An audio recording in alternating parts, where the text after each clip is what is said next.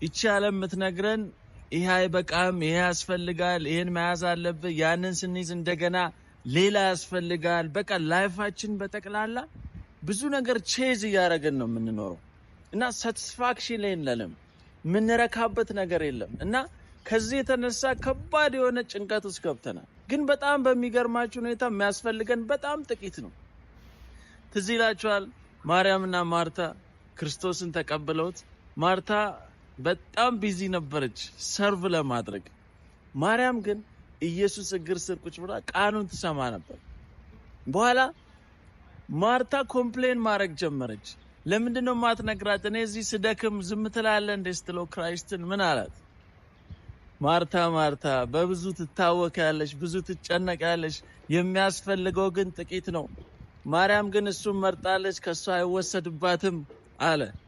የሚያስፈልገው ጥቂት ነው። ክራይስት ስር ቁጭ ብለን፣ ኢየሱስ እግር ስር ቁጭ ብለን ቃሉን መስማት፣ እሱን መስማት፣ ኪንግደም ውስጥ መገኘት፣ የሱ ፕሬዘንስ ውስጥ መገኘት አንድ ነገር ነው የሚያስፈልገን።